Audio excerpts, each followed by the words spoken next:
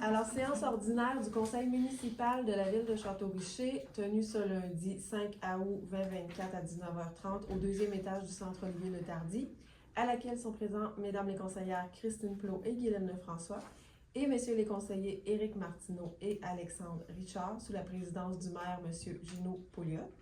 Sont également présentes la directrice générale madame Magali Lavigne ainsi que moi-même Karine Ovington-Greffière. Les membres présents à l'ouverture forment quorum et la séance ordinaire du 5 août 2024 est déclarée légalement constituée et ouverte à 19h30. Bien, merci beaucoup. Bienvenue à tout le monde à la séance du 5 août. Je vais saluer également les gens qui vont nous écouter via YouTube. Et ceux qui nous écoutent via le Zoom également. Je m'excuse pour ma voix, je suis un petit peu enroué. Donc, je vais passer la parole à mes collègues ce soir, plus que d'habitude peut-être, mais pour permettre de vous faire une belle présentation et de ne pas avoir la voix cassée comme je l'ai présente. Nous allons passer au point 3.1 qui est l'adoption de l'ordre du jour du 5 août 2024.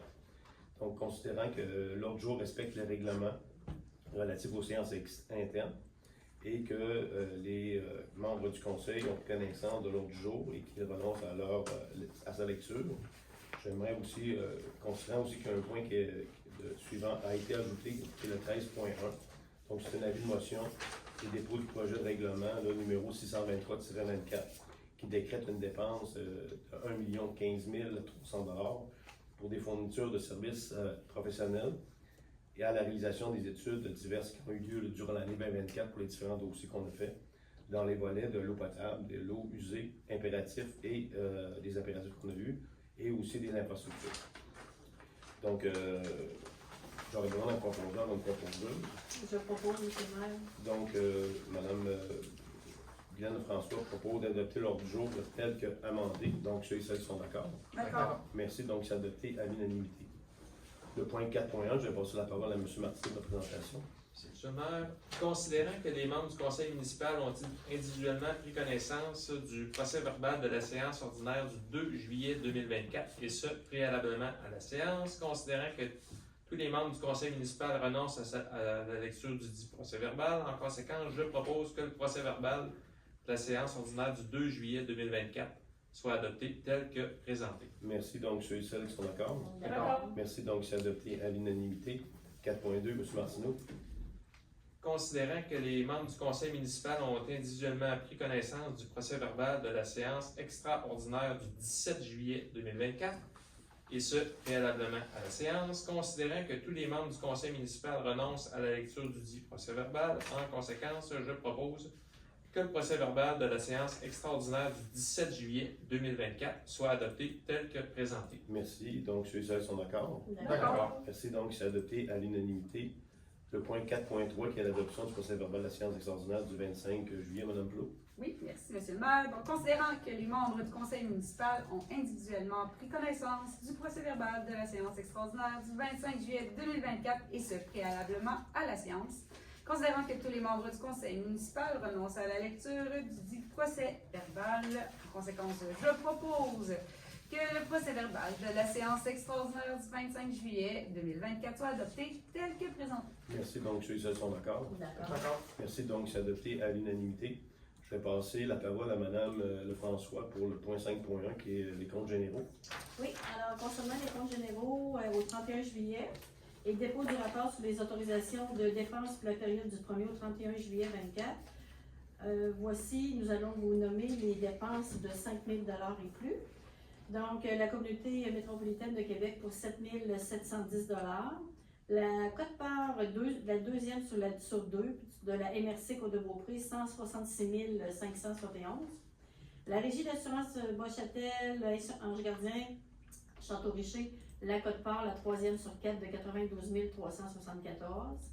Ensuite, pour le symposium Henri Reflet, une contribution sur deux de 5 000 $. Ensuite, concernant les honoraires professionnels, on parle des dossiers généraux, les préparations de dossiers pour les mises en demeure, la cour municipale, exemple à ceux qui avaient des taxes impayées. On parle de 11 522 $ pour le mois.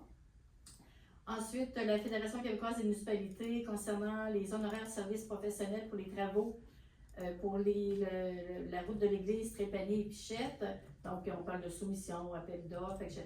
On parle de 18 290 $. Ensuite, l'atelier Régis Lessard, donc fabrication de formes aluminium pour 6 277 $.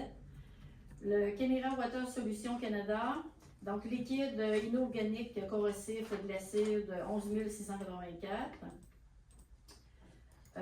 Ensuite, Visa Desjardins, donc on retrouve là plusieurs petites dépenses à l'intérieur comme des gants, de la formation, des fournitures, un meuble lavabo pour 6 688 $. Ensuite, Vileco, c'est-à-dire concernant les matières résiduelles, on parle de 32 059 $.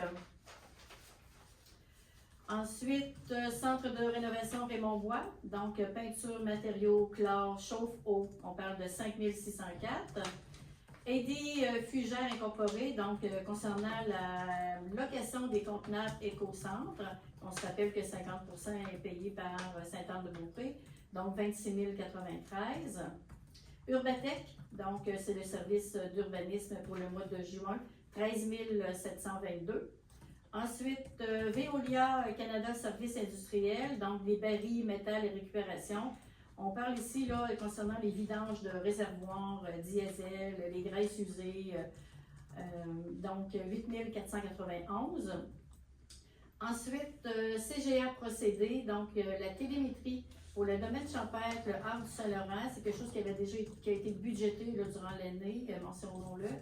Alors, c'est le suppresseur qu'il fallait changer pour les panneaux de contrôle, c'était déjà prévu. On parle de 41 176 $. Ensuite, le service de sauveteur, alors 34 328 $ pour la piscine. Agence du revenu du Canada, donc les déductions à la source pour juillet, 28 615 $. Pour le ministère du Revenu, 70 612 $. Le compte d'Hydro-Québec s'élève à 13 194 $. Le Beneva, donc les primes d'assurance collective, montent à 11 332 $. Et j'ai terminé, M. le maire. Donc, considérant que le Conseil prend en considération la liste des comptes à payer, considérant qu'en vertu de l'article 477.2, tout fonctionnaire ou employé qui accorde une autorisation de dépense doit l'indiquer dans un rapport. Je recommande d'approuver la liste des comptes à payer, totalisant la somme de 939 827,68 $ pour la période se terminant le 31 juillet, incluant les salaires, d'autoriser le paiement des comptes dus, de reconnaître que cette même liste fait foi de rapports sur les autorisations de dépenses et d'autoriser le maire et la trésorière à signer tous les documents afférents. Donc, ceux et celles sont d'accord? D'accord. Merci, donc c'est adopté à l'unanimité. Nous passons au 5.2, donc qui est l'abrogation de la résolution 2024-0605-098, qui est l'ouverture d'une marge de crédit temporaire pour le règlement 618-24. Donc, considérant qu'en vertu de la résolution que je viens de nommer, adoptée le 6 mai 2024, le Conseil municipal autorise l'ouverture d'une marge qui autorisait l'ouverture d'une marge de crédit temporaire pour le règlement d'emprunt 618-24. Considérant que lors de la séance du 5 juin 2024, le Conseil municipal a adopté un règlement qui était le 620-24, abrogeant le dit règlement 618-24. Je vous propose donc d'abroger à toute fin que de droit la résolution 2024-0605-098. En fin de compte, qu'est-ce qu'on fait? C'est qu'on annule une demande de règlement d'emprunt qui avait été faite pour une marge de crédit parce qu'on a changé le programme de Primo vers la TEC à ce moment-là. C'est ça. Donc, de la TEC vers Primo, de Primo vers la TEC. Donc, c'est la raison pour laquelle on change, on abroge ce qui avait été adopté. Donc, ceux et celles qui sont d'accord? D'accord. Merci, donc c'est adopté à l'unanimité. Le point 5.3, M. Martineau.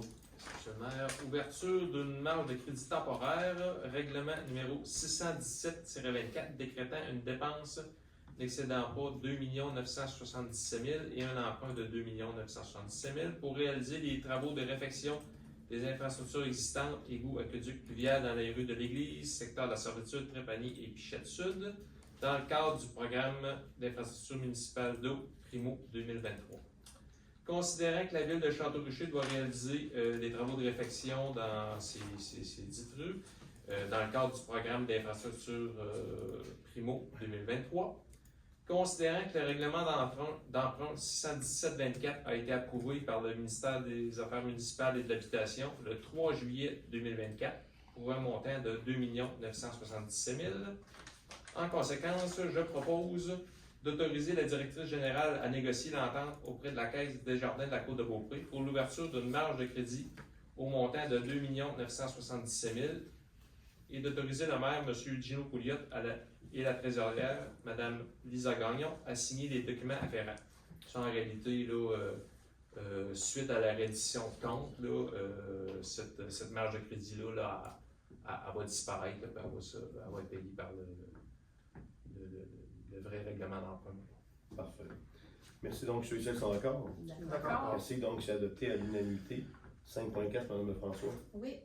Alors, ouverture d'une marge de crédit temporaire, règlement numéro 621-24 décrétant une dépense n'excédant pas 1 855 000 et un emprunt de 1 855 000 pour la réalisation des travaux de réfection des infrastructures existantes, égaux, aqueducs, pluviales, dans le rue du Couvent, dans le cadre du programme sur la taxe sur l'essence et contribution du Québec. Donc, celle-ci, c'est pour la TEC. Tantôt, c'était la Primo. Alors, considérant que la Ville de Château-Richer doit réaliser des travaux de réfection des infrastructures mentionnées dans la rue du Couvent, dans le cadre du programme sur la taxe de l'essence et contribution de Québec, considérant que le règlement d'emprunt numéro 621-24 a été approuvé par le ministère des Affaires municipales et de l'Habitation le 12 juillet 2024 pour un montant de 1 855 000. Je propose d'autoriser la directrice générale à négocier l'entente auprès de la Caisse des Jardins de la Côte de Beaupré pour l'ouverture d'une marge de crédit au montant de 1 855 000 et d'autoriser le maire, M. Gino Pouliot, et la trésorière, Mme Lisa Gagnon, à signer les documents afférents. Merci donc, ceux et celles qui sont d'accord. D'accord. Merci donc, c'est adopté à l'unanimité. 5.4, M. Richard. Merci, M. le maire. Ouverture d'une marge de crédit temporaire, encore une fois, règlement numéro 622-24 décrétant une dépense cette fois-ci n'excédant pas 456 000 et un emprunt de 456 000 pour le remplacement de véhicules et accessoires de roulant. Donc, considérant que le nombre de véhicules et accessoires roulants utilisés par le service de l'eau publique de la Ville de Château-Richer ont atteint leur durée de vie et bien plus utile et requièrent d'être remplacés. Considérant que le règlement d'emprunt numéro 122-24 a été approuvé par le ministère des Affaires municipales et de l'Habitation le 29 juillet 2024 pour un montant de 456 000 En conséquence, je propose d'autoriser la directrice générale à négocier l'entente auprès de la Caisse des Jardins de la Côte de Beaupré pour l'ouverture d'une marge de crédit au montant de 456 000 et d'autoriser le maire, Gino Pouliot, et la trésorière, Mme Lisa Gagnon, à signer les documents afférents. Merci donc, ceux et celles qui sont d'accord. D'accord. Merci donc, c'est adopté à l'unanimité. 5.6, Mme Blot. Oui, merci. Donc, autorisation de paiement, médecin, arboriculture. Considérant que des travaux d'élagage sur le territoire de la Ville ont été nécessaires pour la sécurité routière, considérant l'importance de ces travaux, considérant le contrat gré à gré accordé à médecin arboriculture au montant de 14 144,94 incluant les taxes pour les 10 travaux d'élagage. En conséquence, je propose d'autoriser le paiement à médecin arboriculture au montant de 14 144,94 incluant les taxes, et que ce montant soit pris à même les fonds généraux. Merci donc, ceux et celles qui sont d'accord. D'accord. C'est adopté à l'unanimité. 5.7, Mme Lefrançois. Oui. Alors, autorisation de paiement pour CGA Procédé. Donc, considérant que la Ville de Château-Richer a octroyé un contrat à l'entreprise CGA Procédé pour l'installation de panneaux de contrôle télémétrie au poste de pompage de l'eau potable suivant, donc réduction de pression au site des loisirs, surpresseur pour le domaine champêtre. Considérant la facture de l'entreprise au montant de 41 176, incluant les taxes pour les 10 travaux d'installation, alors je propose d'autoriser le paiement à CGA Procédé au montant de 41 176, incluant les taxes, et que ce montant soit pris à même les fonds généraux. Merci donc, ceux et celles qui sont d'accord. D'accord. Merci donc, c'est adopté à l'unanimité. Le point 6, qui est le suivi des points d'information. Je passe la parole à M. Martineau. Merci, M. le maire. Premier point. Activité patrimoine. Oui, j'ouvrais ma page pour ne pas dire n'importe quoi.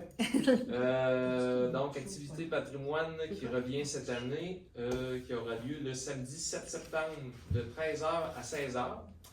Alors, il y a deux éléments là, à cette barre, à cet après-midi-là. Il y a une conférence avec M. Rénal Bilodeau, qui est un ethnologue là, spécialiste des décors et intérieurs anciens, qui va nous présenter là, un aperçu de son travail de documentation, là, notamment au niveau des papiers peints. Également, nous allons visiter la maison de M. Pinchot, qui est une résidence là, particulièrement remarquable là, du début du 19e siècle, qui a une histoire particulière. Si vous voulez connaître cette histoire-là, il faut faire la visite.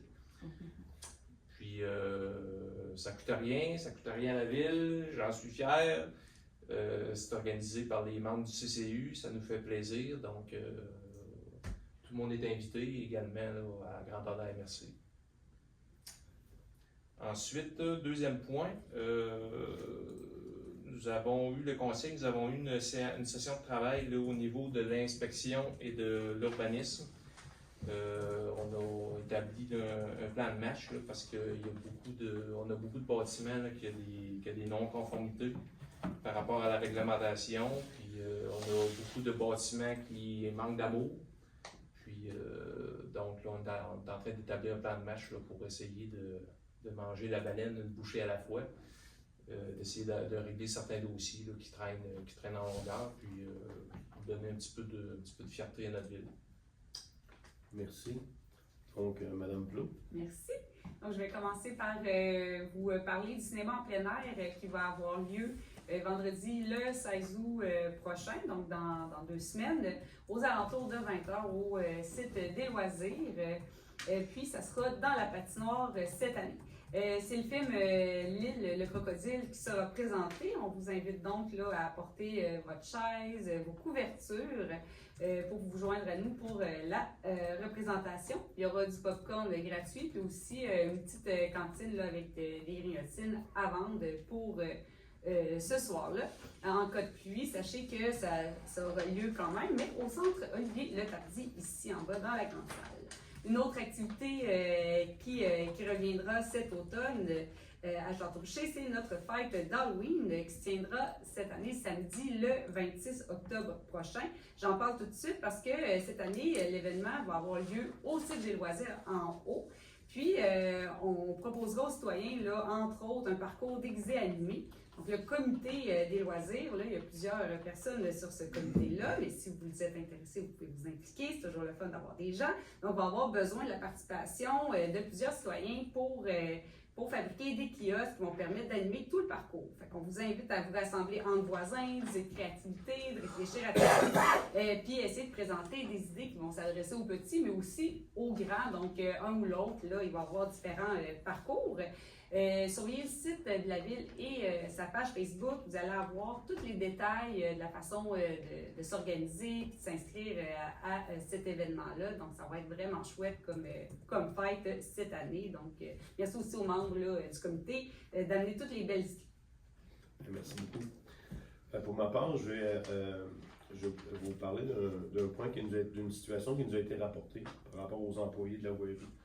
On nous a informé qu'on avait constaté que les gens arrivaient ou terminaient leur journée comme 15 minutes avant le temps. J'aimerais rappeler aux gens, j'aimerais souligner le fait que dernièrement, on a eu des travaux à faire qui ont nécessité le fait que les gens n'ont pas pu prendre de pause dans l'après-midi. Donc, c'est la raison pour laquelle les employés de la voirie, là, certains ont dû quitter l'avant le temps parce que dans leur tâche leur avait été attribuée.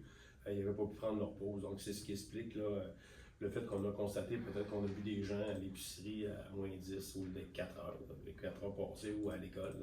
Mais c'est des choses qui peuvent arriver, puis qui vont arriver encore d'ailleurs, parce que des fois, dans certains mandats, on fait des réparations d'aqueduc ou n'importe quoi, et des prix, il est possible les gens soient appelés à travailler, puis qu'ils ne prennent pas leur pause, ils prennent leur pause à la fin. Donc, c'est des choses qu'on discute avec eux autres, des choses qu'on règle avec eux autres au fur et à mesure. Donc, je veux juste rassurer les gens par rapport à ça. Je pense que les gens de la voirie font leur prestation de travail qu'on leur demande et sont encadrés là, par notre direction en même temps. Donc, on n'a pas d'inquiétude par rapport à ça. Mais si des fois il y avait d'autres éléments qui attirent votre attention, mais je n'ai pas de nous partager, puis on va regarder la situation. On vous en fera des rapports également. Donc, je tiens à vous remercier. Je vais passer la parole maintenant à Mme Lefrançois. Oui, alors 2 choses à parler. Donc, le premier, j'ai le goût de dire fierté. fierté. Je ne sais pas si en fin de semaine, vous avez pris le temps d'aller au symposium dans les reflets. On est chanceux à Château-Richer. Depuis 30 ans qu'on a des bénévoles à Château-Richer qui s'impliquent. Ça peut prendre 1 an à organiser une activité comme ça, là, quand même. Et en plus, ben, c'est beau. C'est beau de voir tous ces artistes-là, ces artisans-là. Et cette année, 30 ans, imaginez quand même tout le travail effectué après 30 ans. Fait qu'on veut adresser nos sincères félicitations à Mme Tanguay et à toute son équipe, tous les bénévoles de près ou de loin qui se sont impliqués pour cet événement-là. C'était, encore une fois, très, très beau, tout ce qu'on a vu en fin de semaine. Autre chose, simplement pour vous dire que notre programmation pour les loisirs d'automne est prête. Donc, vous allez recevoir ça par courrier prochainement, très bientôt. Donc, on vous invite à vous inscrire. Il y a de la nouveauté, il y a des choses qui sont là, qui sont appréciées, qui sont déjà là, ils restent là encore. Mais on essaie de faire des petites nouveautés aussi, en espérant que vous allez apprécier. Merci beaucoup. Donc, ça termine le point 6, qui est celui des dossiers et des points d'information. Nous sommes rendus à la période, au point 7, qui est la période de questions. Donc, on est parti de la période de questions. S'il y a des gens qui ont des questions.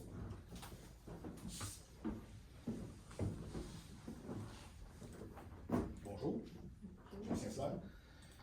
J'avais des remerciements et des félicitations à faire à M. Robert. Lui, il n'est pas là, je voulais faire pareil parce qu'il va sûrement m'entendre. Je voulais vous remercier et le féliciter pour avoir enfin répondu à ma fameuse question que j'ai posée à M. le maire pendant 4-5 mois de temps, que j'ai jamais eu de réponse, qu'on m'a dit que c'était pas pertinent, à savoir qui était en cause de la lettre de démission de M. Jean-François Gervais.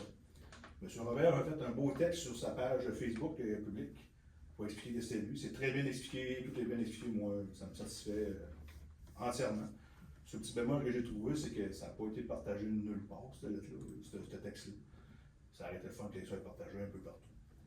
Je vais avoir des questions pour vous, M. le maire, à ce sujet-là. Première question, je vais l'aborder un peu. Aux dernières nouvelles, M. Robert, je fais partie encore de l'équipe du Nouveau d'Agir ensemble. Pourquoi que vous n'avez pas partagé son texte, qui est si bien écrit sur sa page Facebook à lui personnelle? Pourquoi vous ne l'avez pas partagé sur votre page Facebook à vous de l'équipe? Je pense que ça aurait rejoint un plus grand nombre de personnes, ça aurait été intéressant. Ça, c'est ma première question. Deuxième question. Pourquoi ça a été si long avant que quelqu'un lève la main et dise c'était qui? Parce que je vous ai posé la question souvent, puis j'ai jamais eu de réponse. Puis là, tout d'un coup, il y a quelqu'un qui lève la main et qui le dit. J'aimerais savoir pourquoi que vous n'avez jamais osé, on peut le dire publiquement parce que c'est public. Pourquoi vous n'avez jamais fini par me dire c'était qui? Parce que, tu sais, finalement, cette affaire-là qui est arrivée, que je comprends, c'est vraiment bien expliqué, vous irez le lire, c'est super bien expliqué. Mais pourquoi que, tu sais, ça a engendré des frais supplémentaires aux citoyens de Château-Richer? Les citoyens de Château-Richer, exemple, les frais supplémentaires, le logement de M. Bessner, qui était le directeur général par intérim, tu sais, c'est des frais supplémentaires qu'on a payés à cause de cet incident-là. Tu sais, ça aurait aimé ça, c'est un grand manque de transparence de votre part de nous l'avoir caché aussi longtemps. J'aimerais savoir c'est quoi la raison exactement de nous l'avoir caché aussi longtemps. C'est une bonne question. Vous avez posé 3 questions. Pour M. Bessner, les coûts étaient moins élevés de salaire, puis c'est pas une dépense additionnelle, mais c'est un salaire qui remplace un autre salaire quand il entre en fonction pour assurer l'intérim. Pourquoi c'était long? Pourquoi on ne vous a pas répondu immédiatement? Je pense que dans le contexte où les choses se sont passées à l'époque, on vous expliquait de fond en large qu'est-ce qui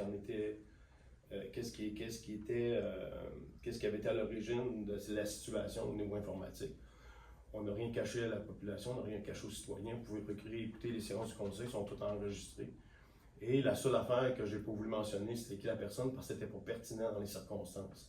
C'était pas pertinent, pourquoi? Parce qu'il y avait une déficience au niveau du système informatique, il n'y avait pas une intention, je dirais, comme je l'ai dit à l'époque, qui était malhonnête, il n'y avait pas d'intention malhonnête dans ça. Et c'était pas justifié d'identifier c'était qui la personne, puis ça aurait pu être n'importe qui en bout de ligne. Parce que la journée où c'était arrivé, un élément que je vous avais pas parlé à l'époque, on s'était rencontrés le soir, puis les gens autour avec qui on jasait, avec leur téléphone cellulaire, ils avaient eu accès à l'information de façon très facile. Donc, il n'y avait pas une intention négative par rapport à ça, et c'est la raison pour laquelle que la personne n'avait pas été identifiée.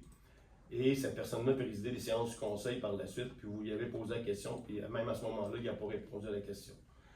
Pourquoi qu'il l'a fait dernièrement? Ben, vous lui posez la question, je ne sais pas. Et l'autre affaire, pourquoi on ne l'a pas publié? Parce qu'il ne nous l'a pas demandé. Il a écrit son affaire puis il l'a mis sur sa page à lui. Là. Fait qu'on va respecter son choix. That's it. C'est bon. Merci. Merci beaucoup. Est-ce qu'il y a d'autres questions?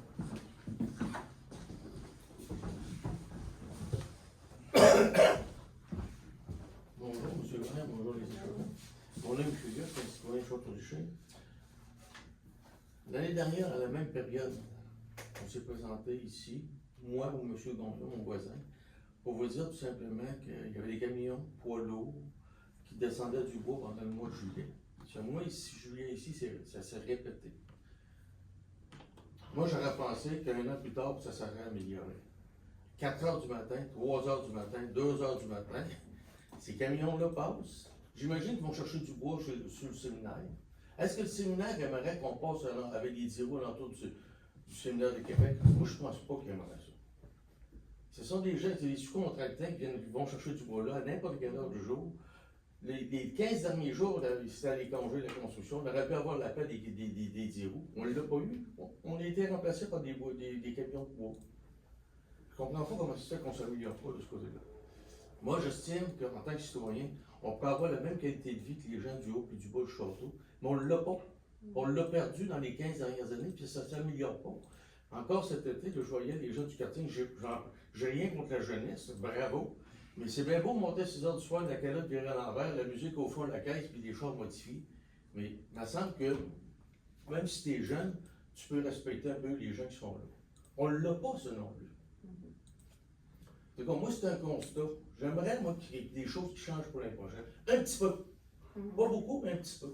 Les poids lourds de bois, en plein mois de juillet, durant la nuit, ça n'a pas sa place. Ça passe à la traque, puis on peut faire 15 tiges verticales sur le terrain, bing bang, bing bang, bing bang. Une musique à n'en plus finir. C'est-tu tolérable? Moi, je pense que ça ne l'est pas. C'est pas. Pour l'entreprise forestière, c'est sûr que les autres qui opèrent. On les avait appelés l'année passée, on avait parlé avec l'ingénieur forestier. Puis on sait qu'il sortait le bois le soir, puis en début d'après-midi le soir. Puis il nous avait pas parlé qu'il allait le faire la nuit, puis il nous avait dit au gel qu'il n'y en aurait pas non plus, il n'y en aurait plus à ce moment-là. Là, vous nous annoncez l'information, donc on va vérifier auprès de l'ingénieur forestier pour voir pourquoi que la situation a changé. Puis en réalité, je vais profiter de la situation aussi pour inviter les gens que quand vous constatez des choses comme ça, appelez la ville immédiatement, parce que nous, on peut intervenir à ce moment-là, puis être capable de vous donner des réponses plus rapidement, puis être capable d'intervenir aussi plus rapidement auprès de ces entreprises-là ou auprès des gens où il y a un certain malaise. Pour ce qui est du bruit, puis tout ça, c'est sûr, c'est une question de civisme. Puis les gens, ils ne font pas nécessairement attention, puis c'est sûr qu'il va falloir éventuellement qu'on fasse peut-être comme dans d'autres villes, puis qu'on mette encore des pancartes avec des roues d'écouteurs, demander aux gens de ne pas faire de bruit, sensibiliser les gens à être prudents, à faire attention, ne serait-ce que pour les résidents aussi en même temps, là, parce que oui, il y a des gens de l'extérieur, mais il y a aussi des résidents qui ne font pas nécessairement attention. Donc il y aura une campagne de sensibilisation à faire de ce côté-là, ça on en est conscient. Là. Autant pour les motos, les autos modifiées dans le jour aussi, là. Pas juste le soir, mais ça devient la journée. Ça devient désagréable, ça n'a plus de bon sens. Je suis d'accord avec vous. Un autre point que j'aimerais discuter, M. Gagnon n'est pas ici, c'est toi qui m'avais dit qu'il viendrait, mais que je vais en parler pour lui. Là. Il y a des vannes qui vont à l'épicerie La Salle, qui ont environ 55 pieds. Ils sont sur l'avenue Royale. Ils veulent prendre la rue Dick. C'est un détour de 120 degrés. Ils ne réussissent pas. Il y en a qui réussissent, il y en a d'autres qui ne réussissent pas. Ils embarquent sur les terrains privés, ils brisent tous ces terrains. Ça, M. Gagnon, il n'est pas ici ce soir pour témoigner ça, puis il est en maudit quand il a vu son terrain. Là. Mais monsieur, ma maison est la deuxième à ce coin-là, puis mon perron, en avant, il y a des grosses marques de pneus dedans. Sur mon gazon. La maison Claudien, bon. Ouais. Je ne savais pas c'était beau ça. Alors, regardez, c'est pas des farces, ils ne tournent pas, ils ne sont pas à fait de tourner. Puis je me souviens de l'avoir mentionné à M. Robitaille, l'ancien maire. Cette chose-là ne se corrige pas. Y aurait-tu moyen de marquer un panneau sur l'asphalte? Tu ne vires pas ici. Tu passes, tu dois, tu fais quelque chose. Ils s'essayent, ils ne réussissent pas. Oui, des gens sont moins habiles que d'autres, parce qu'il y en a beaucoup qui passent à côté de chez nous aussi. Là, puis, c'est sûr qu'ils embarquent un peu sur le train-plein. Les camions sont plus longs qu'ils étaient il y a une dizaine d'années. Les routes ne sont pas conçues pour ça, mais à un moment donné, il faut que ces gens-là aillent faire les livraisons quand même auprès de nos marchands pour les aliments. Non, ça je suis d'accord. On embarque sur le trottoir, monsieur le maire. On embarque sur le trottoir. Le trottoir qui est réservé aux piétons, mais on embarque sur le trottoir. J'ai même traversé un enfant de 8-9 ans là, au cours de l'été parce qu'il y avait trop de trafic. Ouais. J'ai dit, tu vas te faire tuer, je vais te traverser. Bon, en tout cas, moi, je pense que il n'y a pas de mot pour la sécurité. Il y a pas de... Il faut agir, je pense. On pourrait peut-être regarder c'est une configuration possible qui pourrait être faite pour permettre aux gens, mais une fois qu'ils ont engagé l'avenue Royale, je ne sais pas sur quel coin de rue qui peuvent tourner en réalité. La rue, là. Il faudrait vérifier, il faudrait peut-être se pencher sur ce sujet-là, puis regarder à quel endroit que les gens pourraient tourner sans que c'est étroit partout. Donc ça va être une réalité, je pense qu'on va avoir de la difficulté à gérer. Est-ce qu'il y a d'autres questions?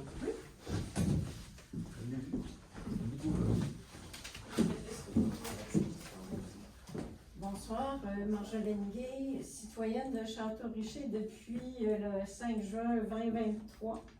Ce qui m'amène ici ce soir, c'est que j'ai déposé un document auprès de la greffière qui montre des photographies du terrain qui effectivement appartient à la ville, mais que si toutes ces cochonneries-là étaient chez moi, ou en face de chez moi, ou même dans ma cour cachée en arrière, ben mes voisins se plaigneraient, puis moi j'aurais une amende. Ce que je comprends pas, c'est que même si on est en territoire agricole, puis j'ai un grand respect, on parlait de fierté, Madame Lefrançois tout à l'heure disait la fierté, je sais que les agriculteurs sont des gens très fiers de leurs animaux, de leur terre, de leur culture, puis même le cochonnerie, ils les abritent, puis ils les rendent belles avec quelque chose qui fait différent. Là, on se retrouve dans un milieu qui est magnifique parce que si vous prenez le site de loisirs, que vous montez, là, il y a le parc à chiens, il y a le parc à BMX, puis que vous continuez à monter, là, on arrive devant le dépôt de la ville, qui pourra être déposé à l'éco-centre parce qu'il y a des vieilles palettes, puis des vieux, c'est des garde-boue en métal, tout rouillé, tout croche, ça pourrait être à l'éco-centre. Il y a effectivement des matériaux qui semblent neufs, qui servent au deck hockey. Moi, je les ramasserais à une place où il y a un gardien avant de vous les faire voler, parce qu'il y a une pièce là. Il y a de la vieille brique qui pourrait être à l'éco-centre. Puis il y a un gros rouleau justement de drain agricole qui est caché par la végétation. Le gars qui va sortir ça de là, oui, il y a des bonnes choses, il y a de la cochonnerie qui pourrait être définitivement à l'éco-centre, mais faire en sorte qu'on soit fiers de ce coin-là. C'est votre terrain, mais c'est notre ville. On paye nos taxes pour que vous puissiez être propriétaire de ce terrain-là qui éventuellement va se développer. Si on me dit, Madame Gay, on va avoir un beau garage municipal à cet endroit-là, ben là, je vais dire, OK, mais dites-le au monde. Puis faites-le assez grand, puis faites-vous une belle salle aussi, pour au-dessus peut-être, mieux aéré puis tout. Profitez-en. Mais ça, on va fermer la parenthèse là. Tout ce que j'aimerais, c'est qu'on puisse être fiers, qu'on puisse marcher, puis montrer ça aux enfants. C'est les tout petits là, qui jettent des papiers par terre, disent, hey, le papier, ramasse-le dans une poubelle. C'est l'exemple qu'on donne à nos enfants. Dire, regarde, on peut mettre des cochonneries comme on veut. C'est notre terrain, on est en territoire agricole, on peut faire ce qu'on veut avec. C'est pas vrai. C'est plus vrai. Puis il faut pas que ça soit comme ça. Merci. Madame Tanguay, j'ai reçu votre courriel, j'ai répondu, on va se rencontrer là, cette semaine. Je vais vous proposer une heure. J'ai pas eu le temps de le faire aujourd'hui parce qu'on a eu des rencontres, on a terminé à 6h20 juste avant la séance. Mais on va faire le tour de la situation avec vous, puis je vais être capable de répondre à quelques-unes de vos questions. Je suis content que vous prêtez attention à l'environnement, puis c'est un dépôt qui existe depuis 15 ans. C'est sûr que la ville de Château-Richer, sa configuration fait en sorte qu'on n'a pas 36 000 places pour aller entreposer des choses, mais on comprend qu'il y a place à l'amélioration, on est d'accord avec ça. On a déjà prêté notre attention à cette situation-là il y a un mois à peu près, là, parce que moi je ne me promène pas dans tous les coins de la rue là, de la ville. Là. On avait prêté notre attention, on a déjà commencé à faire des recherches avec Urbatec, pour voir nos obligations, puis nos droits, tout ça par rapport à l'entreposage extérieur sur un terrain comme ça, avec des milieux humides qui sont à proximité, qui sont pas loin, puis qu'est-ce qu'il faut faire attention aussi en même temps, est-ce qu'il faut sécuriser les lieux. On est en train de regarder ça. Oui, on va avoir un beau garage municipal un jour qu'on souhaite. Il ne sera pas là, ça c'est sûr, parce que c'est le site des loisirs, puis il va demeurer site de loisirs. On est en train de regarder pour avoir un beau garage à l'extérieur de ce secteur-là et sortir tout ce matériel-là de là pour l'entreposer dans un endroit qui va être clôturé pour qu'on se fasse voler aussi en même temps. Il faut faire attention, puis on invite les gens à être prudents, puis à être consensueux, puis de ne pas prendre les choses qui appartiennent à la ville. Puis pour l'instant, les choses sont là, puis oui, c'est des choses qu'on va déplacer là, éventuellement. Ça ne se fera pas au courant de l'année, je peux vous le dire, mais je peux vous dire qu'on va regarder pour que ça soit fait là, le plus rapidement possible. Puis on est conscient là, qu'on évolue. Dans le temps, il n'y avait personne qui habitait autour. Maintenant, il y a un beau quartier qui est là aussi en même temps. Fait que c'est sûr qu'il faut faire attention. Puis en même temps, on va regarder là, tout l'ensemble, la situation là, qui longe le site des loisirs, le terrain des loisirs aussi en même temps, là, parce qu'il y a des irrégularités qui sont là aussi en même temps. Bon, on va tout régler la situation dans son ensemble, on devrait regarder ça. Faut aussi peut-être parler à vos gens de pompiers, parce que le gros amas de feuilles et de souches et de branchages qui s'est fait, je ne sais pas s'il a été déplacé aujourd'hui ou hier, là, mais je ne suis pas pompière, mais le feu, ça pogne vite, puis le tas était vraiment gros quand je pensais. Je sais le tas que vous parlez, ça je l'ai vu, j'ai passé là il y a peut-être un mois et demi, là. Il y avait des grosses souches avec des branches là-dedans, tout ça. Oui, c'est un petit peu inquiétant. Habituellement, quand on fait le démontage, tout est décortiqué, c'est des choses qui vont être décortiquées éventuellement, là, mais c'était mis là en attendant parce que des fois, il faut agir rapidement, puis on n'a pas le choix. C'était la seule place qu'on avait de disponible. Okay. Mais on a ça, on a cette préoccupation-là aussi. Okay. Ben, merci. Merci à vous. Et je vais vous reconfirmer demain un rendez-vous. OK. Merci. Ça va pour la période de questions? Oui, si on a encore du temps? Oui. Moi, je n'ai pas regardé le temps. Dans le fond, j'ai une question de M. Julien. Bonjour, je suis allée porter mon plan pour un garage isolé à la mi-juin et je n'ai toujours pas de réponse de la ville. Cela fait 2 mois que je retarde mon entrepreneur à cause de l'urbanisme. Que se passe-t-il à la ville de Château-Richer? Bon, M. Julien, je ne sais pas de quel dossier qu'on parle pour commencer, donc ça va être difficile pour moi de vous répondre ce soir. Mais je vous inviterai demain à appeler à la ville et communiquer avec Mme Magali Lavigne, qui est notre directrice générale. Mme Lavigne va faire le suivi auprès de Urbatec. Là. Je sais qu'ils ont eu des difficultés au niveau informatique dernièrement, puis il y a des choses qui n'ont pas été réglées dans les délais qu'on aurait aimé. Là. On nous en a fait part cet après-midi. Mais cependant, là, on va s'assurer de faire un suivi des cas dans votre dossier là, pour pas que ça retarde pour rien. Donc, on est désolé des inconvénients que ça vous cause, mais appelez-nous et on va s'occuper de ça rapidement. Deuxième question pour M. Julien. Étant voisin du terrain de soccer, je constate que les lumières sont allumées 7 jours sur 7 jusqu'à 22 heures. Toutefois, il y a seulement 1 à 2 soirées de soccer par semaine. Comment justifiez-vous cette dépense complètement inutile? Ben, c'est une dépense inutile, puis c'en est pas une, parce qu'en réalité, le terrain, les parcs sont ouverts jusqu'à 22 heures, donc on doit maintenir les choses en place et ouverts et accessibles aux citoyens pour 22 heures. Est-ce qu'on pourrait fermer les lumières et qu'il y aurait quelque chose d'électronique? Oui, la réponse est oui.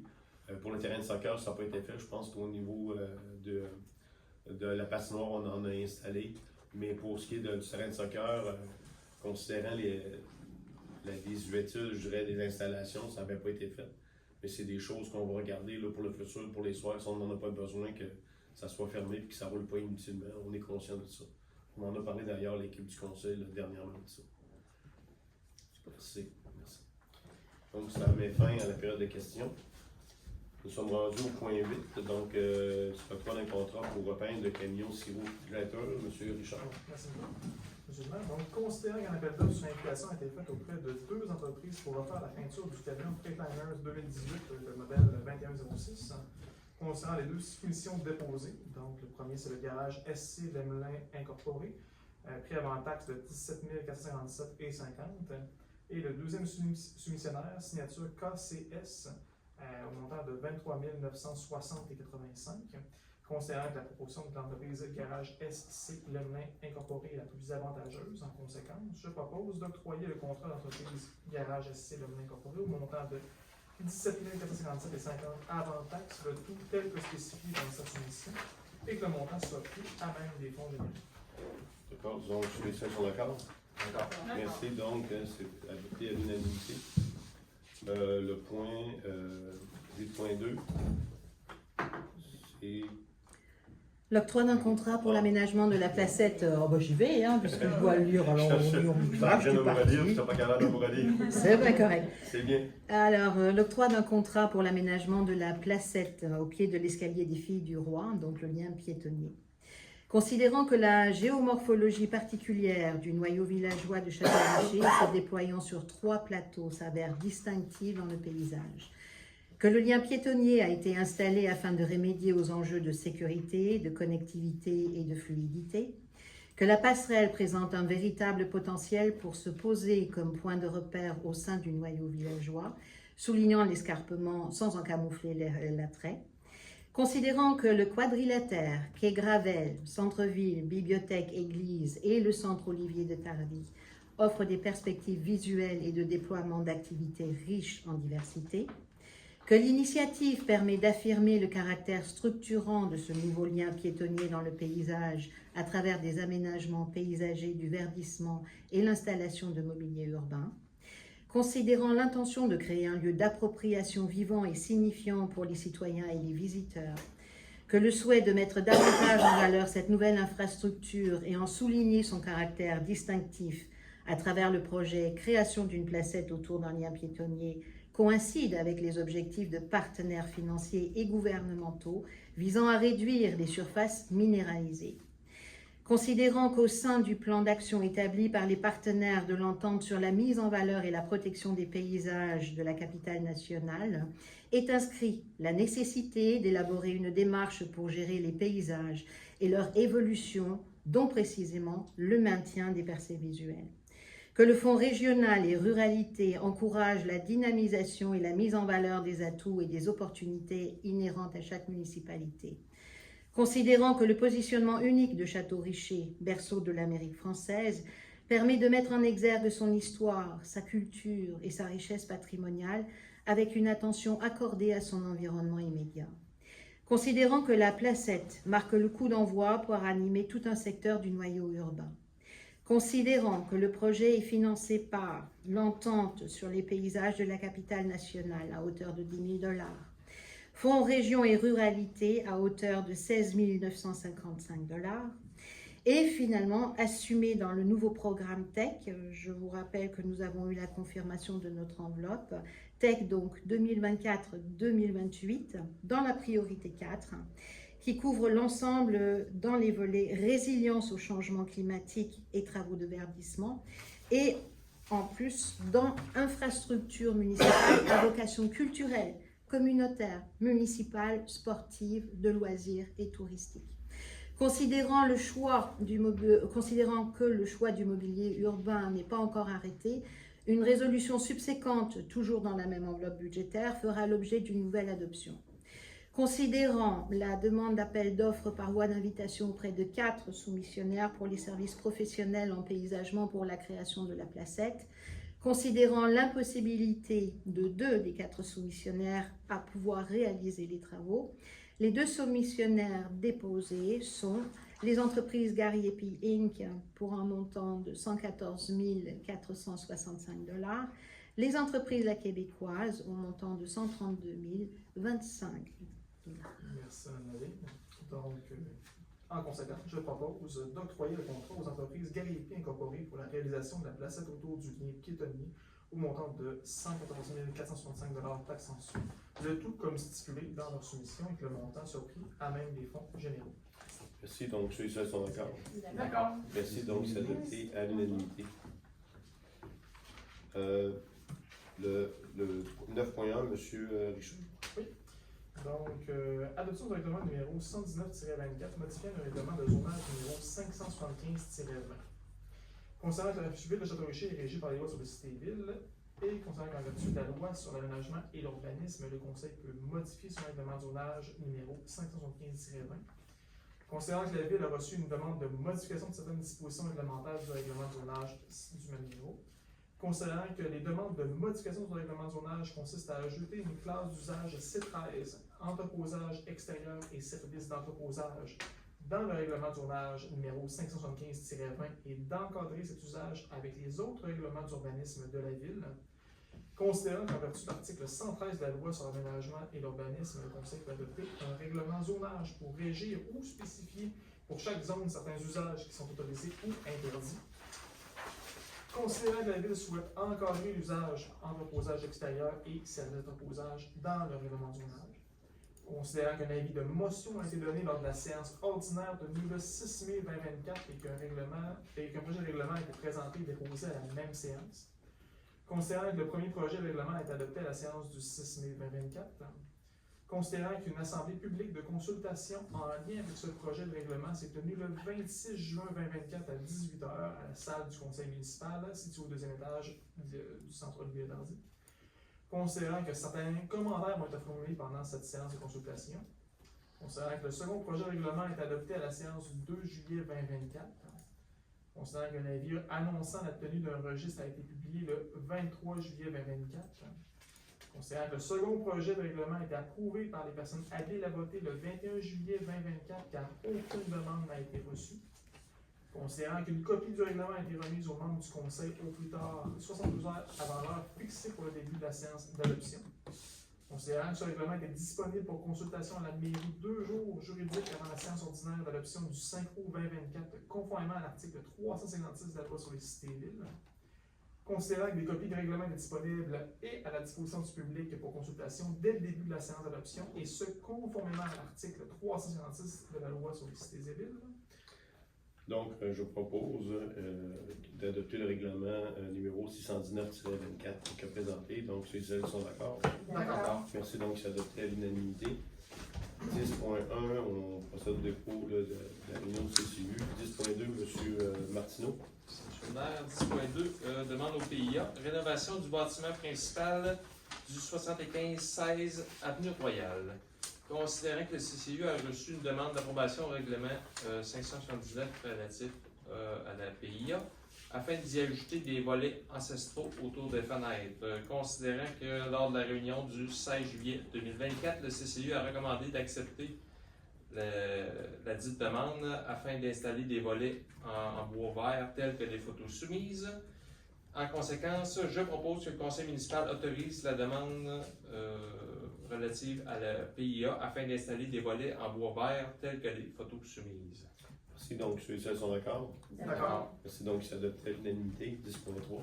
Martineau.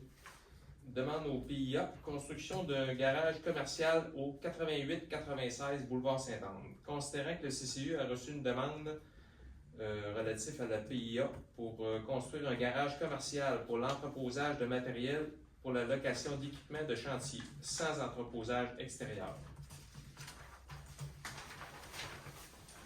Considérant que lors de la réunion du 16 juillet 2024, le CCU a recommandé de reporter la demande de PIA afin de construire un garage commercial pour l'entreposage de matériel, afin d'obtenir du demandeur les informations suivantes, le plan de 2 élévations manquantes, la hauteur de la résidence existante, le type de couverture pour la toiture ainsi que la couleur, le type de revêtement sur chaque partie du bâtiment.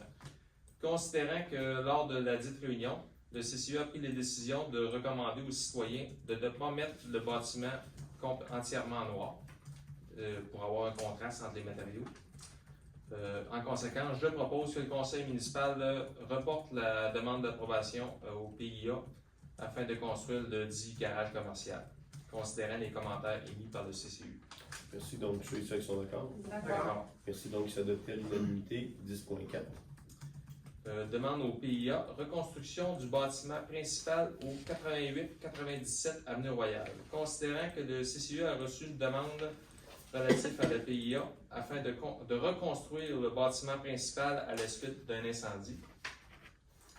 Considérant que lors de la réunion du 16 juillet 2024, le CCU a recommandé d'accepter la demande au PIA afin de reconstruire le bâtiment principal tel quel. C'est-à-dire tel que les plans déposés. En conséquence, je propose que le conseil municipal autorise la demande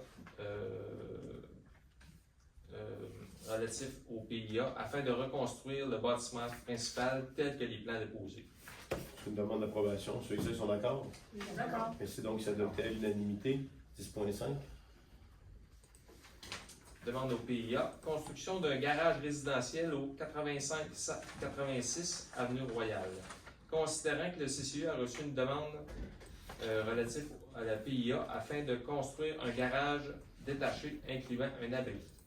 Considérant que lors de la réunion du 16 juillet 2024, le CCU a recommandé d'accepter la demande au PIA afin de construire un garage détaché sous les conditions suivantes. Que le poteau de l'abri devra être capé afin de ne pas voir le bois, que les portes devront être blanches et d'ajouter sur les plans la hauteur du bâtiment incluant le pignon. En conséquence, je propose que le conseil municipal autorise la dite demande au PIA afin de construire un garage détaché conditionnellement au respect des commentaires émis par le CCU. Merci donc ceux-ci sont d'accord. D'accord. Merci donc s'adopter à l'unanimité. 10.6. Demande au PIA ajout d'un dispositif de sécurité au 86-66 Avenue Royale. Considérant que le CCU a reçu une demande de la municipalité afin d'obtenir leur opinion sur l'apparence d'un dispositif de sécurité.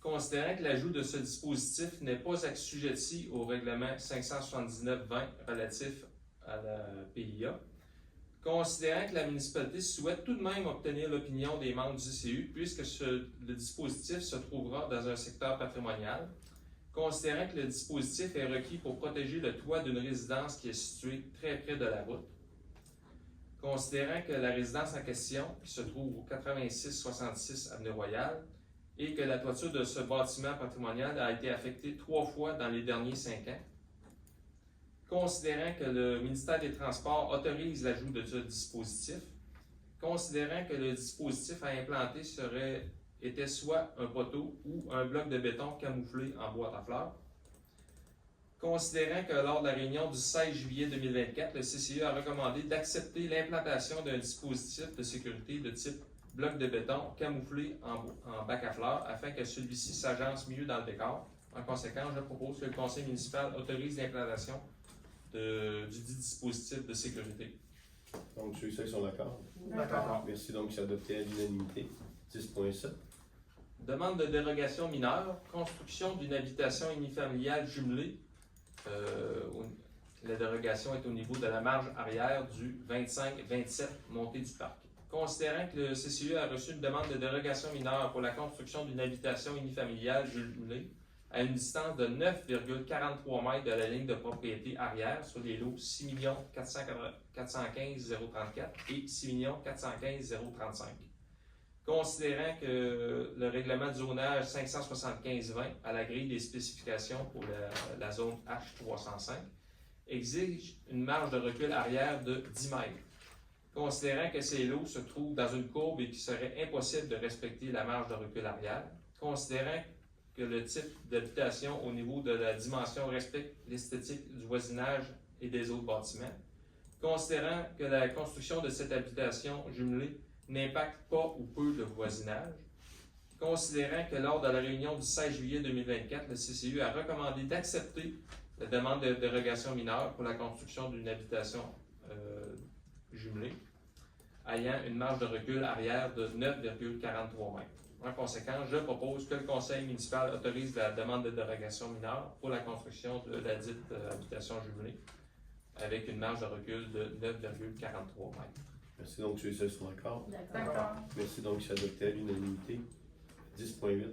Martineau. Demande de dérogation mineure, installation d'une clôture hauteur en cours avant et implantation au 80-35 Avenue Royale. Considérant que le CCU a reçu une demande de dérogation mineure pour l'installation d'une clôture en cours avant secondaire ayant une hauteur de 1,8 m, considérant que cette clôture est pour remplacer une ancienne clôture ayant une hauteur moindre, considérant que le règlement de zonage 575-20 à l'article 11.5.2 exige qu'une clôture en cours avant ne doive pas excéder une hauteur de 1,2 m, considérant que l'endroit où la clôture projetée se situerait pourrait affecter la visibilité des usagers de la route, considérant qu'il est possible d'implanter la clôture à un autre endroit afin de respecter la réglementation. Considérant que l'installation de la clôture pourrait avoir un impact sur le voisinage. Considérant que lors de la réunion du 16 juillet 2024, le CCU a recommandé de refuser la demande de dérogation mineure pour l'installation de la dite clôture. En conséquence, je propose que le conseil municipal refuse la demande de dérogation pour l'installation de la clôture en poids avant d'une hauteur de 1,8 m. Donc, ceux-ci ils sont d'accord. D'accord. Merci, donc c'est adopté à l'unanimité. Est-ce que 10.9. je peux poser une question rapide? Parce que c'était mandat. Madame, une période de questions après. Ok, c'est Il à la va y en avoir fin. une autre. Vous pouvez venir poser vos questions. 10.9, M. Martineau. Demande de dérogation mineure, toujours, pour la construction d'un bâtiment principal commercial au niveau de la dérogation, au niveau de l'entrée piétonnaire. C'est pour le 85-20 boulevard Sainte-Anne, qui va être connu bientôt sous le nom de Vélo Solutions. Considérant que le CCU a reçu une demande de dérogation mineure pour la construction du dit bâtiment principal ayant une entrée piétonnière sur la face donnant sur la rue Collectrice, boulevard Sainte-Anne. Considérant que le règlement de zonage exige que la façade sur la rue de bâtiment principal doit être fenestrée, comprenne une entrée piétonnière et afficher le numéro civique. Considérant que l'entrée principale est vers le rond-point où se trouve l'entrée du stationnement, considérant que le bâtiment avait déjà été analysé lors d'une rencontre précédente du CCU et que les plans avaient été acceptés tels quels en lien avec le règlement 579-20 relatif à la PIA, considérant qu'il est plus sécuritaire d'entrer par le rond-point, considérant que l'emplacement de l'entrée principale n'impacte pas ou peu le voisinage, considérant que les services incendie n'y voient pas d'inconvénient, considérant que lors de la réunion du 16 juillet 2024, le CCU a recommandé d'accepter la demande de dérogation mineure pour la construction du bâtiment principal n'ayant aucune entrée piétonnière sur la façade donnant sur la rue Collectrice, c'est-à-dire le boulevard Sainte-Anne. En conséquence, je propose que le conseil municipal autorise la demande de dérogation mineure pour la construction du dit bâtiment. Merci, donc ceux-ci sont d'accord. D'accord. Merci, donc c'est adopté à l'unanimité. 11.1, Madame Lefrançois. Je vais au complet, là. Oui, s'il vous plaît. Alors, adhésion définitive au RELQ. Donc, considérant la mise en place, excusez, j'ai une mouche qui m'a. Considérant la mise en place du régime de retraite des employés municipaux du Québec, considérant que la ville de Château-Richer, par sa résolution numéro 2024-0508-205, a pris la décision d'adhérer à ce régime, considérant que la ville de Château-Richer a pris acte du règlement de régime de retraite des employés municipaux du Québec daté du 11 juin 2012, considérant que les employés de la ville de Château-Richer ont été consultés sur la participation à ce régime et que plus de la moitié ont approuvé celle-ci, je propose que la ville de Château-Richer adhère de façon définitive au régime de retraite des employés municipaux du Québec, que cette adhésion soit effective au 1er octobre 2024, qu'à compter de cette date, l'ensemble des employés participent au volet à cotisation déterminée, de fixer la cotisation salariale à 7 du salaire admissible, de fixer la cotisation patronale à 7 du salaire admissible. Que la directrice générale, Mme Magali Lavigne, soit autorisée à attester pour et au nom de la ville de Château-Richer du consentement de celle-ci aux obligations qui lui incombent en vertu du règlement du régime qui lui sera transmis par l'administrateur du régime. Que la directrice générale soit autorisée à transmettre à Desjardins, administrateur du volet à cotisation déterminée du régime, les cotisations de l'employeur et des employés retenus depuis la date d'adhésion du régime. Merci, donc ceux-ci qui sont d'accord. D'accord. Merci, donc c'est adopté à l'unanimité. 11.2, M. Martineau. Autorisation d'achat pour serrure automatique extérieure pour le chalet des loisirs. Considérant que le conseil a pris la décision de rendre accessible la toilette située devant le chalet des loisirs, et ce, en tout temps, considérant qu'il ne peut y avoir de surveillant sur place continuellement et qu'il y a un risque que l'endroit soit vandalisé. Considérant la soumission reçue de Manenfant Serrurerie Incorporée au montant de 3 324,18 taxes incluses, en conséquence, je propose que le conseil municipal autorise l'achat de la dite serrure automatique là, pour la toilette extérieure du chalet des loisirs au montant de 3 324,18 taxes incluses afin qu'il soit possible pour les employés de verrouiller la porte à distance lorsqu'il n'y a plus de gens sur le site et que ce montant soit pris à même les fonds généraux. Ça implique aussi, là, dans le fond, ça implique qu'on a pu à payer quelqu'un là, pour se déplacer, aller débarrer la porte, revenir, retourner à la fin de la journée, barrer la porte. Donc là, on a des économies là, au niveau des salaires là, à long terme avec ce système-là. Puis il y a un système informatique là, qui vient avec ça, là, qui nous permet de débarrer à distance facilement, de contrôler les accès. Avec le système électronique, on pourra ajouter d'autres portes aussi qui vont s'ouvrir et fermer à distance. Là. Je pense que c'est pour ça que le coût de cette serrure-là est plus élevé parce qu'elle inclut le système, mais éventuellement, ça va être des coûts moindres pour l'ajout des autres portes. Donc, ceux et celles qui sont d'accord. D'accord. Merci. Donc, c'est adopté à l'unanimité. 11.3, M. Richard. Merci, M. le maire. Achat de 2 départs de golf dans le cadre du tournoi annuel de la municipalité de Lange-Gardien. Considérant que le conseil municipal juge opportun de participer au tournoi de golf annuel de la municipalité de Lange-Gardien, en conséquence, je propose d'autoriser l'inscription de 2 participants au tournoi de golf annuel de la municipalité de Lange-Gardien pour la somme de 180 $. Merci. Donc, ceux et celles qui sont d'accord. D'accord. Merci. Donc, c'est adopté à l'unanimité. 11.4, Mme François. Oui, alors, remplacement des luminaires du terrain de soccer.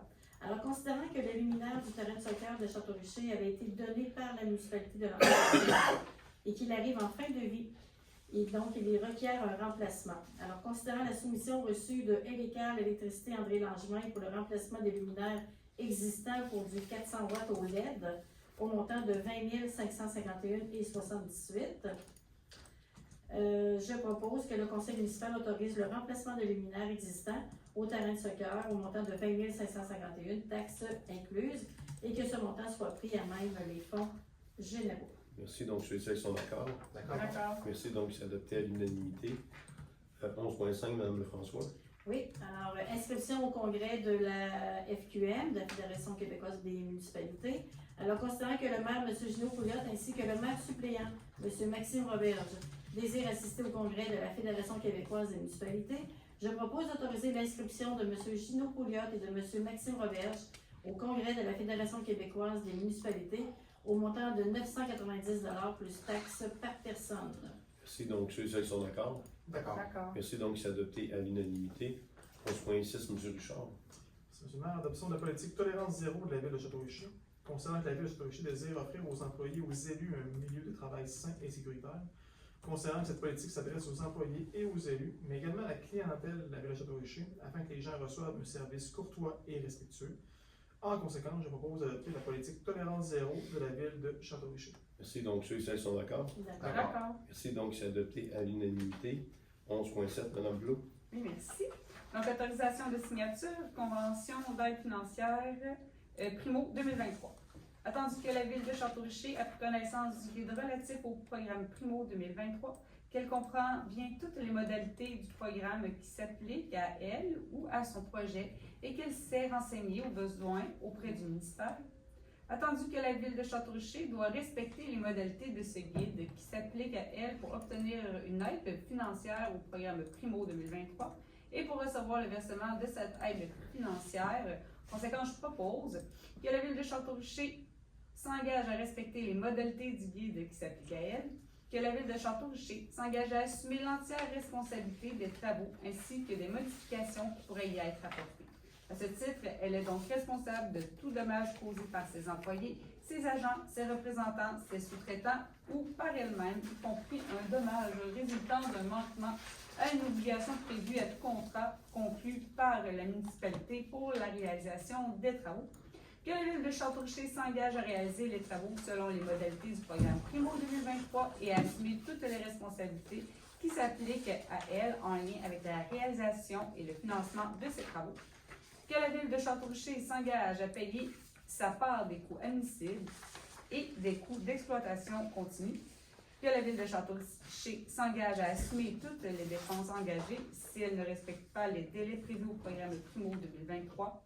Que la Ville de Château-Richer s'engage à assumer tous les coûts non admissibles au programme Primo 2023 associés à son projet et tout dépassement de coûts. que le conseil municipal autorise la directrice générale, Mme Magali Lavigne, et le maire, M. Gino Pouliot, à signer la convention et tous les documents inhérents à la demande d'aide financière pour le programme Primo 2023. Merci. Donc, ceux et celles qui sont d'accord. D'accord. D'accord. Merci. Donc, c'est adopté à l'unanimité. Le point 12, correspondance. On a reçu 2 courriers, dont une lettre de Mme Mélissa Guérard, qui habite sur la rue d'Église. Madame était venue ici là, poser des questions et elle voulait avoir des informations. Donc, comme Madame nous a écrit un courriel, on va lui répondre. Là, on a les réponses à ses questions. On va communiquer avec elle au cours de la semaine, on va lui répondre. Et on a reçu une correspondance aussi du ministère des Transports, là, de la mobilité durable et du Québec. Donc, c'est un accusé de réception de l'extrait de résolution 2024-0306-140 concernant la coalition de l'Est là, pour le lien interrive. Donc, ils font un accusé de réception pour notre résolution qu'on leur a envoyée. Le point 13, Varia. Donc, je vais passer la parole à Mme Lavigne pour la présentation de l'avis de motion. Donc, avis de motion est donné par M. Gino Pouliot. Qu'un règlement sera soumis au conseil municipal pour adoption, dont un exemple est déposé devant le conseil municipal simultanément au présent avis de motion, visant à décréter une dépense n'excédant pas 1 015 300 $ et un emprunt de 1 015 300 $ pour les fournitures de services professionnels à la réalisation des études diverses 2024 dans les volets eau potable, eau usée, impératifs et infrastructures. Par la même occasion, il y a dispense de lecture du projet de règlement puisqu'une copie de celui-ci a été remise à tous les membres du conseil séance tenante. Il y a des copies ici pour les personnes présentes si vous les souhaitez. Considérant que les défis des prochaines années pour la ville de Château-Richer sont importants à relever, que l'admission à certains programmes de subvention, comme par exemple le Primo ou le Pracim, exige des prérequis qui se traduisent par des études, des états des lieux, des analyses ou des plans. Que les infrastructures de la ville sont vieillissantes et exigent une attention immédiate, soit l'usine d'eau potable, l'assainissement des eaux usées, la réflexion de murs de soutènement, de ponceaux, de ponts, de dragage de cours d'eau, de renouvellement de conduites d'accueillage de d'eau et finalement de mise en place de pluviaux. Que le plan d'intervention datant de 2016 est caduc et doit être à jour pour accéder aux nouvelles subventions. Considérant que le ministère de l'Environnement, de la lutte contre les changements climatiques, de la faune et des parcs impose des prises d'action concrètes pour se conformer. Considérant que la complexité légale des zones agricoles et les particularités pour être admissibles aux subventions inhérentes requièrent l'intervention de professionnels dans des champs d'expertise variés. Considérant que les services des infrastructures du MAMACH, donc ministère des Affaires municipales et de l'Habitation, réclament des études pour envisager la construction d'une nouvelle usine d'eau potable. Considérant que les possibles déploiements et développements immobiliers, tant résidentiels que commerciaux, sont directement entravés par l'atteinte de la capacité maximale à fournir de l'eau potable. Que la ville tient à se positionner, se démarquer en offrant une vision d'avenir pérenne sur les plans culturels, sociaux, environnementaux pour favoriser la force d'attraction. Que la prévision d'un garage municipal digne, conforme aux besoins et adéquatement conçu et équipé s'avère essentielle. Que la ville ne peut honorer à même son budget les prérequis et exigences. Considérant qu'un état des lieux est incontournable pour hiérarchiser les essentiels pour les prochaines années afin de consolider et prévenir. Considérant qu'avec la reddition de compte du programme TEC 2019-2024 à l'issue des travaux de la rue du Couvent, la nouvelle enveloppe TEC 2024-2028 sera disponible. Considérant que le programme TEC 2024-2028 permet des débours rétroactifs au 1er janvier 2024, la ville soumettra l'analyse et la possible subvention versée contribuera à la diminution de la dette.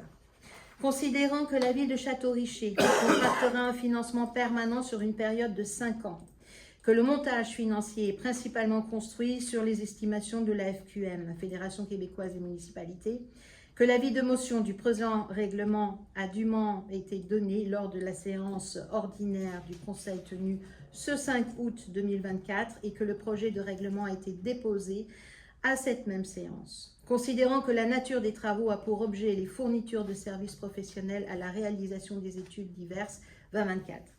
Le Conseil décrète ce qui suit. Le préambule fait partie intégrante du présent règlement.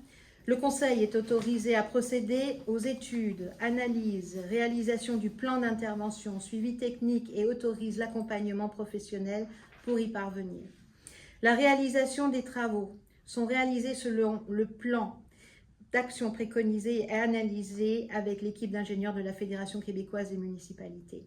Le montage financier, qui inclut les frais, les taxes nettes et les imprévus, tels qu'il apparaît de l'estimation détaillée préparée par la Direction générale en date du 2 août 2024, faite avec le tableau détaillant les items, sont partie intégrante du présent règlement comme annexe A et B que vous retrouvez donc sur le document qui vous est mis à disposition.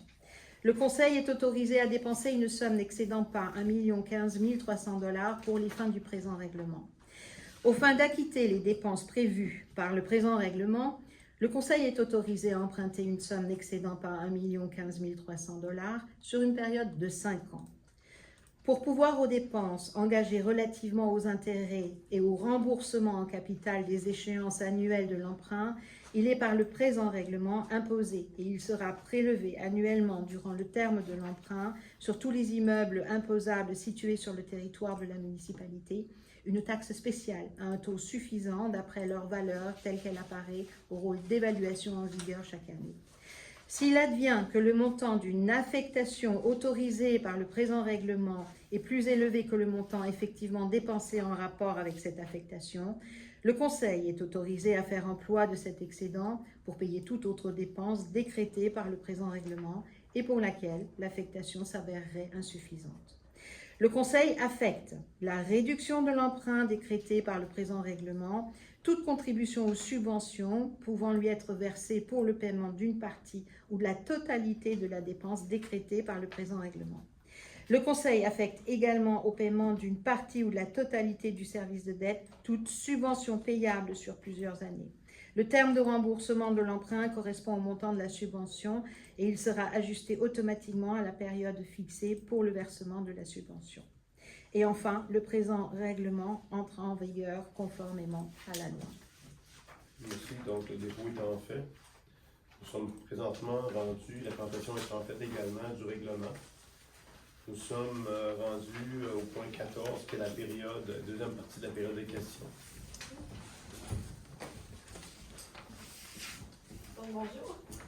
En fait, ma demande, moi, c'est par rapport à la clôture. Il faut se présenter, s'il vous plaît. Excusez-moi, Marlène Morin, la propriétaire du 8035 en bas ici. Okay. Dans le fond, quand vous descendez la cour qui se trouve en bas, c'est ma cour. De par la rue du couvent qui suit toute la cour, ma cour au complet est considérée comme une cour avance secondaire.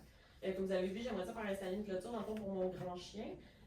On m'a pas proposé quoi que ce soit au niveau de l'urbanisme. Donc, j'ai fait une demande, je vois qu'elle est refusée. Comment je fais pour avoir des recommandations par rapport à qu'est-ce qui serait accepté? Parce que je me doute bien, j'ai une possibilité de mettre une clôture quelque part. Je peux pas croire sur 26 000 pieds carrés de terrain, mais comme j'aimerais ça parler à quelqu'un qui pourrait m'éclairer sur qu'est-ce qui serait possiblement accepté. Effectivement, je pense qu'on peut vous mettre en contact, Madame. Avec vous? Parfait.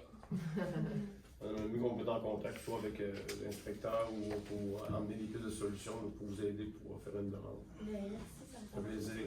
Excusez-moi tout à l'heure pour avoir interrompu. Mais non, mais c'est la première fois que je viens, c'est moi qui aurais dû dire, mais j'étais comme, oh mon Dieu, Mais c'est pas dormi. Pardon? C'est la première, mais c'est pas dormi. Ben non. Oui. Bonjour. Saint-Hilaire. Je vois qu'on va changer les lumières du terrain de jeu, terrain de soccer, excusez. On vient d'installer ça en 2023 de mémoire. J'ai vérifié dans les comptes généraux. Ça nous a coûté plus de 21 000 à installer ça en 2023. Vite, vite, là. Vous l'avez dit tantôt, c'était désuet.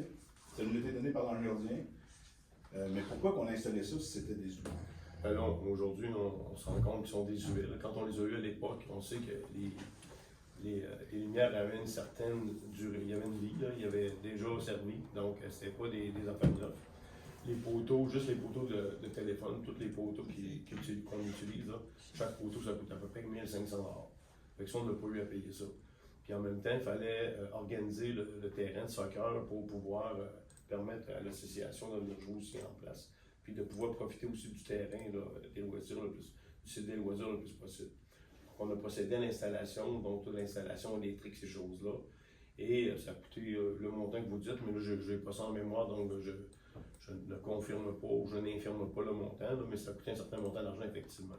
Aujourd'hui, on se rend compte que les lumières sont en train de sécher, puis les cases sont en train de tomber. Donc, à l'époque, on avait demandé de changer au LED immédiatement pour les faire, puis finalement, on a dû m'attendre de voir combien de temps que ça va durer, puis quand ça viendra le temps, on les changera. Comme les lumières de rue, en réalité, on les change toutes pour du LED, parce que ça coûte moins cher aussi à longue échéance, là, en termes de coût électrique. Donc, on est rendu à un moment où il y a quelques lumières qui ont cédé. On ne veut pas que ça tombe sur les gens, parce qu'il peut y avoir un coup de vent, n'importe quoi, qui est en dessous, puis ça tombe.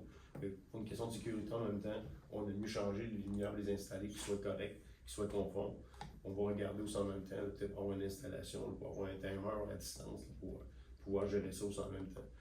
Donc, mais cette installation-là, on a mis un montant dans la résolution, mais en même temps, on sait qu'on va avoir il y a des subventions qui existent d'Hydro-Québec pour l'installation de ce genre de lumière-là.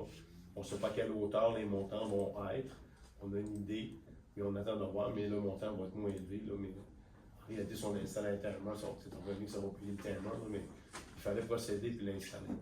Donc, on avait un beau terrain de soccer, mais on ne pouvait pas l'utiliser. Là, on peut l'utiliser. C'est bon, merci. Deuxième sujet, j'aimerais m'entretenir avec vous, M. le maire. Vous en avez déjà parlé à la séance passée.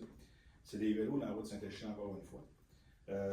Vous avez parlé que les panneaux n'étaient pas tellement grands. Vous m'avez dit que c'était correct comme ça. Monsieur l'a mentionné tantôt, il y a eu du voyagement intensif de camions de bois.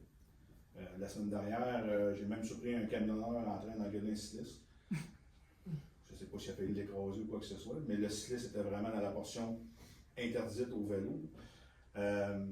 Moi, je me demande, tu sais, parce que les cyclistes, quand on lui demande, ils lui répondent toute la même affaire. Puis même la police a été appelée là-dedans, M. le maire, tout était fait dans les règles de l'art.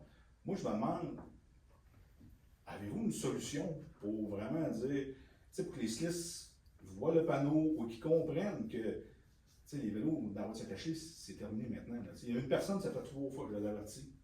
Puis là, j'ai rendu qu'elle m'envoie chier, mais écoutez, je m'en fous pas mal, là, c'était juste drôle, c'est tout, mais avez-vous une solution, M. le maire? Je pense que les gens, de façon générale, devraient conduire prudemment. Okay? Ça, c'est clair. Puis ils devraient respecter la limite de vitesse pour commencer, pour s'assurer de la sécurité. Parce que oui, il y a des vélos, mais il y a aussi des enfants qui jouent avec des ballons. Puis des fois, un ballon roule, puis un enfant va courir après un ballon. Fait que ça aussi, il faut être à l'affût de ça. Il faut être très prudent par rapport à ça. Fait que c'est la courtoisie, la sécurité, ça concerne tout le monde, pas juste les autres. Ça, c'est clair pour moi. L'autre affaire, on a mis en place une mesure de sécurité pour interdire les vélos dans une section. Il reste le règlement écrit. Si on le dit, vous en rendez compte, on va le faire cette année. On a d'autres priorités, comme vous pouvez voir, qui nous demandent beaucoup de temps. Et l'énergie, on la met là où on peut la mettre avec le temps qui nous est imparti dans une journée de travail. Mais éventuellement, il va y avoir un règlement qui va être écrit, puis il va y avoir des amendes qui vont être données aussi aux gens. Pour l'instant, il n'y en a pas. Fait que les gens qui m'appellent, je leur dis carrément qu'il n'y en a pas, parce que je ne compte pas des mensonges, je dis la vérité. Mais je leur dis que l'année prochaine, il va en avoir un règlement par contre. Fait que là, les gens, l'année prochaine, la Sûreté du Québec va être informée, puis s'ils sont appelés à intervenir, là, les gens vont être soumis à répondre aux questions des agents de sécurité, l'agent de la Sûreté du Québec. Puis ils vont devoir tout dépendant de l'infraction, répondre à ça. Là. Donc, pour l'instant, il n'y en a pas de règlement décrit, mais on a inscrit, puis on l'a dit à plusieurs reprises, je l'ai dit même dans des interviews, je l'ai écrit. On est dans une période de transition cette année. Mais au-delà de ça, la sécurité, ça concerne tout le monde. Si vous permettez, moi, je vais vous en donner une solution. Le monsieur l'a mentionné tantôt même. Il trouvait ça bon. Je ne suis pas tout seul à avoir cette idée-là. L'année prochaine, lorsque le règlement sera écrit, parce que évidemment, personne ne les voit les pancartes. Ils sont vraiment petits. Pourquoi pas peindre à terre, demander à la compagnie qui fait les lignes, comment ça nous coûterait, faire peindre à terre? Parce que les cyclistes, eux autres, regardent au bout du logo. Vous savez, vous êtes un cycliste, vous ne regardez pas le paysage, vous regardez ce que vous mettez au bout. Surtout dans la route Saint-Achille, qui est tellement belle que le gars, c'est sûr qu'il ne regarde pas le paysage. Il ne regarde pas le bon vélo. Pourquoi on ne peindrait pas à terre? Tout simplement, un gros vélo avec une barre dessus qu'on n'a pas le droit, avec une flèche dans la direction qu'on n'a pas le droit. Je pense que ça serait vraiment pas très onéreux, puis là, ben, il ne faudrait pas dire qu'ils l'ont pas vu, parce qu'on passe dessus. Ben, honnêtement, votre idée est bonne, là, puis oui, on va le mettre en place. J'ai pas de problème avec ça. Je pense qu'on peut dessiner un vélo à terre, à marquer, mettre une borne interdit, zone interdite. C'est une bonne idée, effectivement. Juste un autre petit commentaire, c'est pas une question commentaire. J'ai vu qu'on allait repeindre un camion de la voirie, ça coûte 17 000 $, c'est quand même assez onéreux.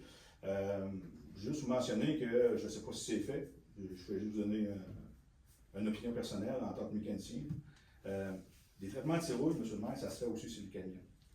Je ne sais pas si c'est fait, si c'est pas fait, je ne sais pas, mais je viens de vous dire qu'on voit les miracles que ça fait sur les voitures, ça fait la même chose sur la machinerie. Notre tracteur neuf, tout ce qu'on va acheter, on peut les traiter à l'huile, ça fait exactement la même affaire que sur un véhicule. Je vous laisse entre les mains. Si c'est pas fait, peut-être On en prend bonne note. Merci. Merci. Bonjour. J'aurais deux questions. Michel Lotte, citoyen écologique. J'aurais une question. On a jugé dans le passé que la route de Saint-Échelé était trop dangereuse pour les cyclistes.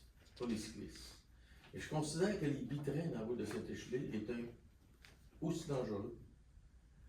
Des camions bitrains, c'est 2 trailers, puis il y en a descendu. Je ne sais pas si tu me l'as vu. Moi, j'en ai pas vu. Moi, j'en ai vu les 4 SUV, mais pas les vitrins. Moi, j'en ai vu un, là. Si c'est dangereux, le mot danger, il faut qu'il soit vu dans son ensemble. Après ça, que veut dire pour vous la politique tolérance zéro ville de Château-Richer? C'est quoi ça? Peut-être un cheveu pour vous éviter la politique de tolérance zéro, c'est une politique qui est mise en place dans tous les milieux de travail, qui fait en sorte que les gens doivent se parler de façon courtoise, pas se crier après et d'être respectueux l'un envers l'autre. On a le droit d'avoir nos opinions, on a le droit de ne pas être content de quelque chose, on a le droit de le dire. Mais je pense qu'à un moment donné, il y a une façon de dire et de faire les choses. Puis il y a des gens qui très souvent, ont tendance à vouloir brasser un peu. Là. Puis je pense qu'à un moment donné, il faut mettre un haut là puis intervenir à ce niveau-là. Donc, ce qu'on veut, c'est d'avoir une campagne de sensibilisation qui dit aux gens qu'à la ville de Château-Richer, maintenant, il n'y a plus personne qui va se présenter à la réception qui crie après les gens, ou de mettre le poing sur la table et de cogner sur le bord de la tablette, c'est fini, c'est ce temps-là. Donc, s'il faut, on interviendra, qu'on appellera la SQ, là, mais il n'y a plus de tolérance qui va être faite. Puis il y a toute une procédure qui est en place. C'était autant envers les employés, autant envers les élus, vice-versa, envers les citoyens, envers les gens qui viennent donner des prestations de services. On fait affaire avec des gens de l'extérieur qui nous apportent du support, mais la tolérance zéro, c'est à ce niveau. Oui, je peux me permettre, dans le fond, cette politique-là s'inscrit aussi dans. Il y a beaucoup d'autres municipalités aussi qui ont fait cette politique-là. Puis justement, ça sert à protéger les élus, protéger les employés, protéger les gens qui vont à l'hôtel de ville, dans le fond. Parce qu'il y a eu beaucoup d'abus dans le passé. C'est pour venir prévenir ça, puis venir encadrer, dans le fond, cette politique-là. Puis, c'est comme une mesure de sécurité en réalité. Ça rassure les gens, c'est en place, il y a une procédure à suivre. Les gens, ils savent qu'il y a une procédure à suivre. On a informé les gens, il va y avoir des affiches qui vont être mises à l'entrée de l'hôtel de ville. On va le mettre sur le site, la page web et la page Facebook. Puis on va sensibiliser les gens à ça, puis ça va nous permettre d'avoir un levier pour intervenir dans ce genre de situation-là, d'aller chercher les ressources nécessaires pour nous aider aussi dans ce moment-là quand ça arrive. Donc on veut juste que les gens soient conscientisés par rapport à ça. C'est bon? Moi, j'ai mon opinion, là, puis je comprends cette politique-là. Mais il ne faut pas empêcher les gens non plus de parler et de se défendre. Puis je regarde là, qu'il y a beaucoup d'élus qui se plaignent que les gens ne sont pas polis. Mais est-ce que les élus écoutent les gens? Ça aussi, il faut se poser cette question-là. Je regarde la ville de Québec, on veut faire un tramway, il y a bien des gens qui sont contre, on ne les écoute pas. On va passer la facture aux gens. Fait que, moi, je pense aussi là, que c'est beau d'avoir le pouvoir, c'est plaisant d'avoir le pouvoir, mais il ne faut pas assommer les gens qui vont parler. Puis des fois, lever la voix, c'est naturel aussi. Là. Parce qu'on ne peut pas régler les problèmes avec une mouchoir non plus. À un moment donné, il faut se faire comprendre. On n'est plus à l'époque où on est ça non plus avec des taxes ailleurs. Dans le fond, des menaces, c'est jamais acceptable. Non. Puis dans le fond, ça encadre justement ça. Fait que clairement, ça n'empêche pas du tout les gens de venir donner leur avis, mais ça le fait dans les règles de l'art et dans le respect. Et, on verra. Puis vous savez, M. Huot, le fait que les élus, les gens de la direction ne soient pas d'accord avec des demandes de citoyens, le fait que les gens ne soient pas d'accord des fois avec la demande des citoyens, c'est pas parce qu'on les écoute pas, c'est parce qu'on n'est pas respectueux. Mais ça veut dire des fois que le citoyen n'a pas toujours raison non plus. Et il faut faire attention à ça, puis il faut être capable de dire aux gens oui ou non, ben avec le même argumentaire, mettons, puis de le faire de façon correcte, puis d'agir de la même manière que tout le monde, de façon uniforme. Fait que c'est pas parce que tu as les cheveux blonds ou les cheveux bruns, tu vas avoir une réponse différente. Mais il faut que les gens aient des réponses, puis il faut agir de façon correcte envers tout le monde. Des fois, c'est pas parce qu'on dit non aux gens que c'est parce qu'on les respecte pas, là. Il y a des règles à suivre aussi en même temps dans nos réponses qu'on a à donner. Donc, on se met dans ce contexte-là. Est-ce qu'il y a d'autres questions? Ça va, merci. Donc, ceci met fin à la période de questions. La levée de la séance, donc, considérant que les sujets de l'autre jour ont été épuisés, je redonne la proposition pour lever l'Assemblée. Je propose, monsieur le maire. M. Martineau propose donc de lever la séance. Ceux qui sont d'accord. D'accord. Merci, donc c'est adopté à l'unanimité. Merci beaucoup. Merci de votre présence, c'est très apprécié.